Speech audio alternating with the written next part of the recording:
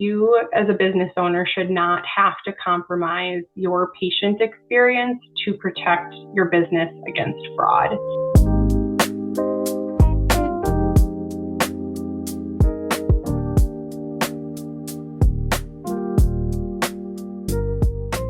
Welcome to Off the Chart, a business and medicine podcast featuring lively and informative conversations with healthcare experts, opinion leaders, and practicing physicians about the challenges facing doctors and medical practices. My name is Austin Luttrell. I'm the Associate Editor of Medical Economics, and I'd like to thank you for joining us today. Before we get started, just a quick note, Physicians Practice will be hosting Practice Academy's new practice management track on Thursday, March 19th. The virtual learning experience is designed for physicians and practice administrators looking for practical, real-world strategies to strengthen operations, improve performance, and build more resilient practices. Speakers include Anders Gilberg of MGMA, Bronson Cox of Encoda, Justin Lamb of Coolblue VA, and Mark Herzog of Veradigm. You can register today by clicking the link in the show notes or by going to registration.physicianspractice.com. That said, in today's episode, Medical Economics Managing Editor Todd Shryock sat down with Stephanie O'Connor, the Director of Merchant Experience at Wind River Payments. They're talking about how payment processing is evolving in medical practices, what physicians should understand about transaction fees and compliance requirements, and how modern payment platforms can affect patient experience and revenue cycle performance. Stephanie also shares practical insights on protecting practices from fraud, improving transparency, and choosing payment systems that align with long-term goals. So with that said, Stephanie, thank you for joining us, and now let's get into the episode.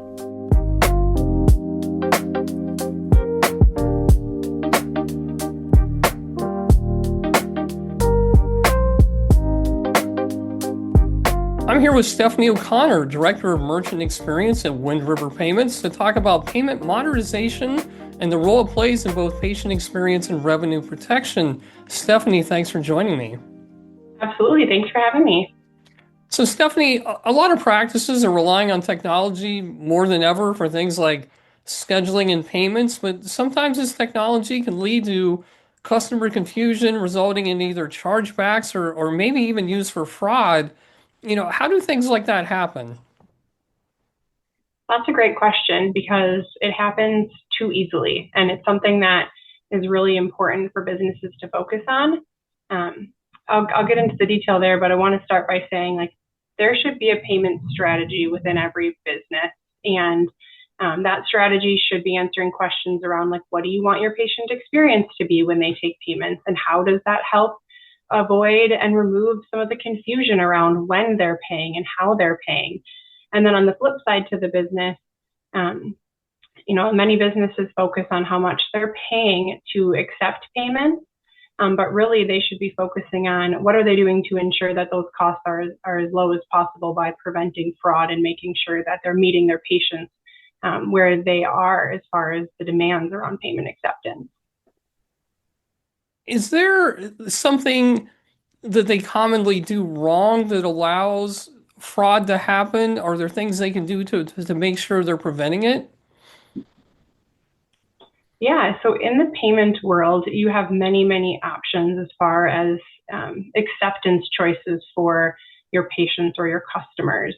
And one of the largest mistakes that I see every day in our world and that we help our merchants through is they see something that is trending out in the industry as far as payment acceptance, and they want to put that out on their website or make that available for patients in person. And they do very quickly because it's new and it's popular, it's trending, but they don't take the time to really think through the impact of what else needs to be considered in order to allow that to be a seamless experience for their patients, as well as protect their business from fraud. And a great example of this is a couple of years ago in the healthcare space specifically, online or multiple different payment options which allowed a patient to make a payment 24/7 or around the clock essentially were not as popular as they were in a retail environment. Patients weren't asking for it or they weren't demanding it. They would wait for their bill and they would make their payments through the channels that were allowed. So when COVID hit and many healthcare practices had to start taking payments through alternative channels, they turned them on. The patients wanted them and they turned them on. And as a result, they left their businesses susceptible to fraud because they didn't have the protections around those payment channels to cover two specific areas. One is card testing, and that occurs when you have an online payment channel that allows a fraudster or an individual with stolen card information to hit your website hundreds, if not thousands of times over and over and over to validate that a card is legitimate. And now in that instance, that perpetrator is not attempting to steal any information from a business or steal any services. They're trying to validate stolen information so that they can use those cards elsewhere. So the website is like a vehicle for the fraudster in that case. And where that is important to a business is that it's expensive. If your website gets hit thousands of times in minutes, which is very possible and it happens all the time, quite frankly, that can add up very quickly for a business, and you're left with that expense. So not protecting the website or your online payment portal or a link if you're sending an invoice is one way that a business is left susceptible to fraud. And then the other is what is referred to in the industry as friendly fraud. And that can be where a patient either says that they didn't receive the service that was rendered, or they were confused about what they were paying for, or they paid for a copay too far up front, and they file a chargeback or assert that it was fraud because they didn't understand what they were actually doing by making a payment in the particular manner that they did. And both of those things are, they are very popular in the industry as far as fraud attacks go, and can easily cost a business way more money than one would assume without doing the proper research and making sure that there's mitigation practices in place. And so who would the physician owner talk to? Should they be talking to their IT people? Should they be talking to their payment processor? How do they basically stop this from happening? Yeah, I mean, it's really a joint effort, and it depends on their particular setup. So here at Wind River, we partner with software providers. Practice management software providers is one of our industries that we focus on. And in that case, we are working with the software provider up front to put in some of these safeguards. And then we're also working with the merchant to make sure that the safeguards that are available, that they're picking the best options that work for their particular setup. So as a healthcare provider, I would start with, if you're accepting payments through software, I would start there and then also get paired up with the experts in the space, which would be the payment providers that facilitate the payments for your business. A lot of times these are kind of integrated into the patient portal or link out from the patient portal. Are there particular vulnerabilities in the portal, or are there things that they should be doing or not doing regarding the portal without ruining the patient experience that, a lot of patients rely on that for information and communication. So, how does the portal play into all of this? Absolutely. And it's a delicate balance to make sure that you're providing the best experience for the patient while still managing the fraud. So I get that entirely. There are different options that can happen behind the scenes. And this is where AI has really played a very important role in mitigating and managing fraud. So that the patient, when they're in the portal, isn't met with like a bunch of hurdles in order to validate identity, that some of that stuff is automatically happening behind the scenes with the use of AI. That is critically important to not only the patient experience, but also to managing fraud and mitigating it on the business side, because no individual would be able to take the multiple data points that AI can and run that through a database and help determine, what kind of activity is happening on the customer-facing side of the portal. And we've all seen, some of the the early fraud mitigation practices of reCAPTCHA, where you're presented with pictures on a screen or, jumbled up words or letters that you have to type into a screen. Those still exist and they still serve a very important purpose, but there are more advanced options that do similar things in order to validate that there is a human on the other side of the screen. So we would start with some of the most basic and work our way up depending on the type of portal that existed existed in the software. or that the merchant wanted to provide for their patients. Yeah, I think about 25% of the time the captchas do not believe I'm human. So because I can't Yeah. pick the bicycle out of the right picture or something. So the more we can Yeah, avoid those, the better. So absolutely. Yeah. And there are other things like reCAPTCHA was one of the first things in the market, but there are other tools that are just intended to specifically target card testing, which is what reCAPTCHA was put in the market for. And again, that's where your website or your portal is hit, hundreds, if not thousands of times in minutes. And it's just meant to ever so slightly slow that down so that a program or a script cannot be run against the website. what about with chargebacks? Is there a particular type of chargeback that you see with medical practices? And is there something that could be done to minimize that risk? Absolutely. Yeah. Medical practice is a little bit different than some of the other industries out there, like, retail, which is pretty popular right now, because you aren't typically getting an item. So you're getting a service or paying for something in advance of an upcoming service. So the type of chargebacks that we see in this area are a little bit different than others because, again, you're not getting a physical item that could be stolen or resold elsewhere. So what we see most often in the healthcare space is chargebacks for services not rendered. And those chargebacks can come through and for a couple of different reasons. And that's where this term of like friendly fraud comes through, even though there's nothing friendly about it.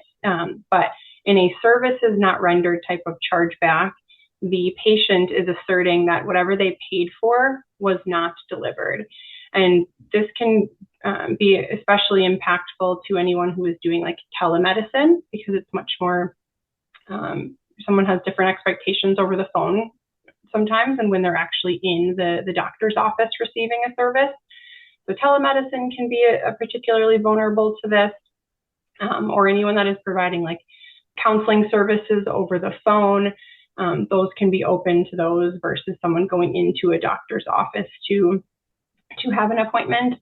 And then the other one that we see coming through, which is popular in many industries, not particularly in medical, is fraud card not present. So when someone is paying for something either over the phone or in that portal and they're paying for it in advance, there can just be confusion around what they actually paid for in comparison to like when the insurance payment is coming in or when they pay a copay when they actually show up at the doctor's office. So there are specific recommendations around communication and notices to patients to make sure that when they make that payment, it's very clear as to what portion of the service they are paying for and what they should expect to potentially pay for later if there is something additional due.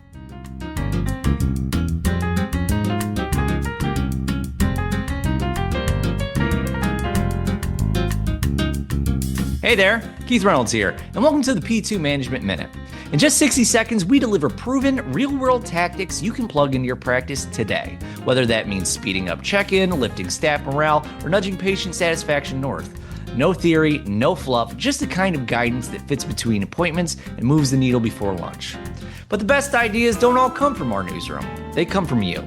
Got a clever workflow hack, an employee engagement win, or a lesson learned the hard way? I want to feature it. Shoot me an email at kreynolds@mjhlifesciences.com with your topic, quick outline, or even a smartphone clip. We'll handle the rest and get your insights in front of your peers nationwide. Let's make every minute count together. Thanks for watching, and I'll see you in the next P2 Management Minute. Are there any red flags that the front office staff or billing teams should be trained to recognize that might indicate fraudulent activity or chargeback risk? Mm-hmm. Yeah, absolutely. When the front office staff is taking payments over the phone, or someone calls in to make a payment or wants a link sent to them, anytime they are being rushed through a particular payment experience, or someone is unwilling to provide data relating to that payment, that should kind of put the spidey senses up a little bit. Multiple declines on several cards is a huge red flag. it happens to all of us where a card gets declined or an unrecognized purchase and you can swap it out for another one. But having that happen more than once would be something to ask more questions about or kind of validate who you have on the other end as well. Someone also calling in relating to refunds, especially in healthcare, is a red flag, and we would want to ask more questions about that. Recently, we had a decent number of our healthcare merchants where there was a refund scam ran over the phone, where someone called in and said that they made a payment and that payment was validated, and then they needed a refund on a different credit card. That should always be a red flag. It's the best practice across the payment industry to not refund on a different card unless absolutely necessary. But healthcare has been targeted with that in the past and within Wind River's portfolio as well. Are these fraud risks, are they coming from large criminal organizations in Eastern Europe, or is it sometimes the innocent looking old lady that comes into the office that's doing this? I can't say for certain where they come from because often we don't know the root source of these. What we do know is that when we see card testing come through, the multiple attacks of those cards, it's most common that those cards are from or have foreign BIN numbers. So the banks are issued from outside of the United States. That doesn't tell us the source of who's actually running the fraud ring or the scheme, but it's common to see that type of activity relating to foreign cards. When you have friendly fraud or something like that happening within the office, that tends to be more localized. But again, someone hiding behind a computer, it's very rare that we are able to identify the actual source of that fraud. Is there a particular type of practice, either in size or specialty, or is it pretty much agnostic and they'll go after anybody? Specialty, there's not any specific, one industry versus another. Everyone is susceptible to it. However, size does matter for the specific type of fraud. Typically, small to medium-sized businesses are more susceptible because they may not have as much the most advanced fraud protection set up for their business, and they might not be able to recognize that something is happening within their payments as quickly as some of the larger entities. Everyone is vulnerable and certainly gets their attacks, but definitely small to mid-sized businesses.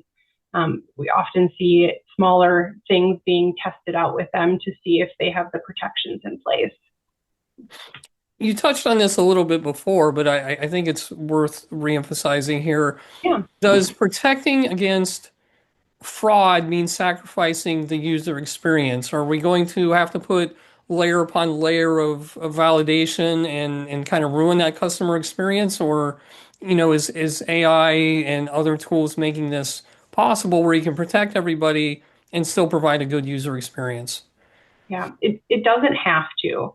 In 2025, almost 2026 now, you as a business owner should not have to compromise your patient experience to protect your business against fraud. There's always pros and cons to how much you dial up the fraud protection that you have for your business, but that is where it is critically important that you're speaking to the right people who have the expertise in this area to help you weigh the pros and cons of implementing fraud tools, because it doesn't have to any longer. There are tools on the marketplace that your patient wouldn't be impacted in whatsoever in order to, or that still protect your business against the fraud and provide that experience that your business wants for the patient. What questions should a practice be asking either their existing payment processor or if they're looking for somebody new? What are some good questions to ask to make sure they're getting the best technology that's out there? Yeah, they should start by asking what type of fraud that technology is protecting them against, because it is not a one-size-fits-all solution. And I think that is such an important question, because if you ask that question and you receive an answer that makes sense for your business, then you've validated that your payment processor understands the type of fraud that your business is susceptible, and they are not trying to just put a blanket protection across. Because I've worked with plenty of businesses where they say, "Oh, I have fraud tools in place," and then I ask, "Are those protecting you against chargebacks, or are they only protecting you against card testing?" And there's a long pause, and that's what we want to avoid, and just give confidence that we've fully vetted and understood the type of fraud that is relative to the business, and they're protecting all of it. So that would be a good question to ask up front. The other one is, how will this impact my patient experience or the payment workflow? We should be able to walk through every step of the payment process. And even before that, some of these protections happen upon login before someone even makes a payment. So we should be able to walk through every piece of that experience and explain how it's interacting with the patient and how it's contributing to that experience, to make sure that there's a full understanding of what that outcome will look like. 2026, what are the emerging trends? Are there new tools that are coming down the road? Give me the snapshot into what we might see in the coming year. Sure, absolutely. I would say, so there's a couple of things. Fraud's not going away. And so it's not a new trend, but it is an existing trend. And I think that is one of the main messages that I would deliver to merchants, is that don't wait for the newest fraud trend to hit the marketplace or for it to become a problem before you address it in your business. Every year, Visa puts out a fraud trend report that I like to review, and the top 5 reasons for fraud haven't really changed in a very, very long time. However, fraud continues to increase. And what I take away from that is that it's happening, it's not going away, and that we just need to continue to kind of hammer at it and make sure that businesses are being protected. So that is one thing. And then the other is AI, especially in healthcare, has been focused around claims and data security, but AI and payments should not be ignored. And what I mean by that is payment protection, fraud protection.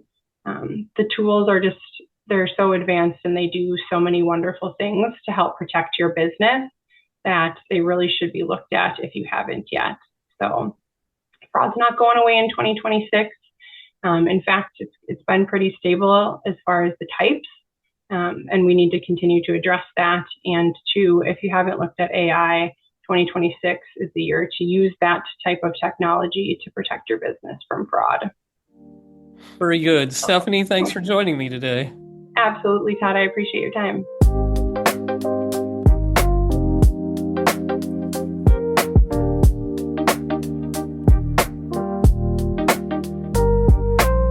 Once again, that was Stephanie O'Connor, the Director of Merchant Experience at Wind River Payments, speaking with Medical Economics Managing Editor Todd Shryock.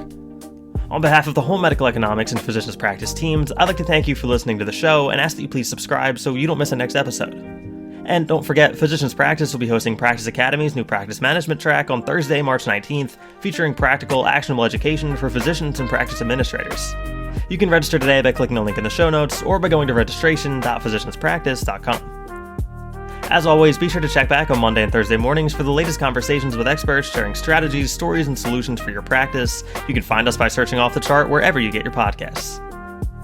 Also, if you'd like the best stories that Medical Economics and Physicians Practice publish delivered straight to your email 6 days of the week, subscribe to our newsletters at medicaleconomics.com and physicianspractice.com. Off the Chart, a business and medicine podcast, is executive produced by Chris Mazzolini and Keith Reynolds and produced by Alston Luttrell. Medical Economics and Physicians Practice are both members of the MJH Life Sciences family. Thank you.